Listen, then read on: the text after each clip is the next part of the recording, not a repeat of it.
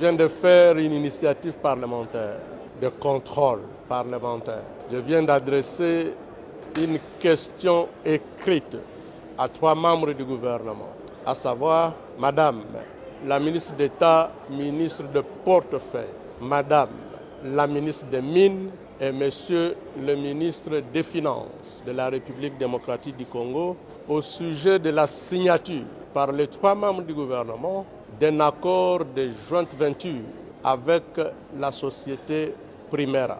La société Primera est une société de droit des Émirats arabes unis. Au terme de cet accord, il est indiqué que la société Primera et la République démocratique du Congo créent ensemble des sociétés Primera RDC.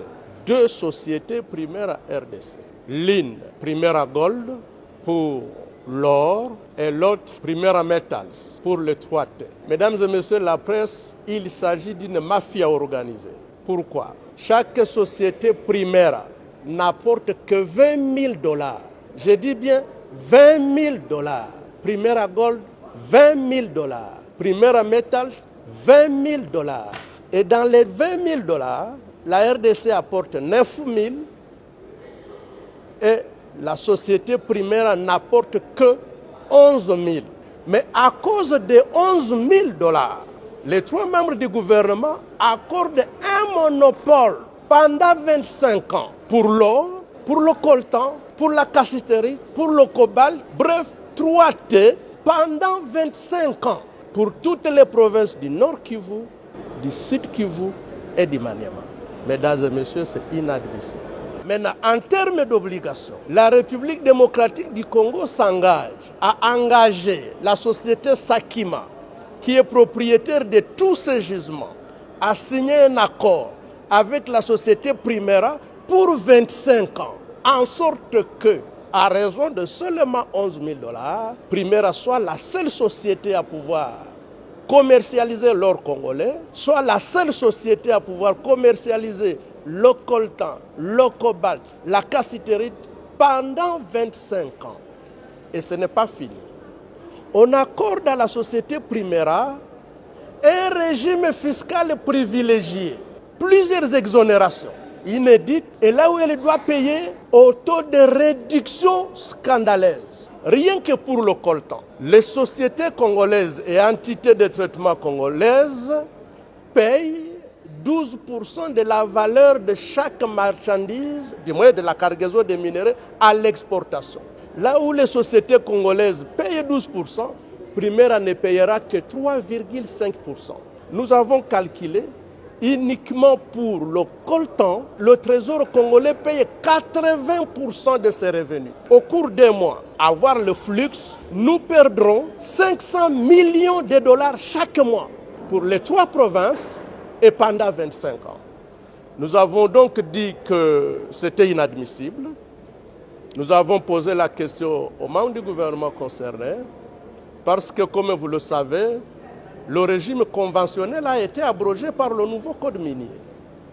Aujourd'hui, nous sommes sous le régime légal et toutes les sociétés sont traitées de la même manière. Le président de la République dit, et avec raison, vouloir créer des millionnaires congolais. Ce n'est pas en accordant un monopole immérité à une société étrangère que nous allons créer des millionnaires congolais. Ce n'est pas en accordant des exonérations illégales à un étranger que nous créons des millionnaires congolais. Et enfin, ce qui paraît scandaleux, en ce qui concerne le règlement du contentieux, les 3 membres du gouvernement ont renoncé au privilège de la souveraineté de la République démocratique du Congo. Je n'invente pas, le contrat est là gelé. Vous allez même le publier.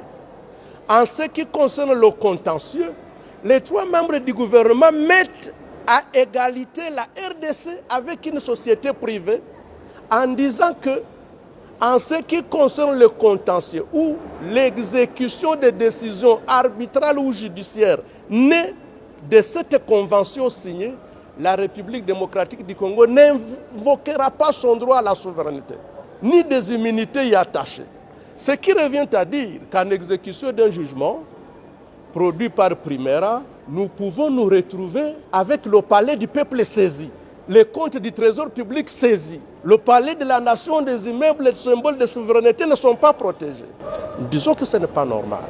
Ensuite, comme vous le savez, la société Sakima, à laquelle les 3 membres du gouvernement enjoignent de signer des contrats de jointe venture avec la société Primera, cette société a déjà signé des contrats de même nature avec des sociétés de droit congolais, lesquelles sociétés ne sont pas disposées à renoncer à leurs droits.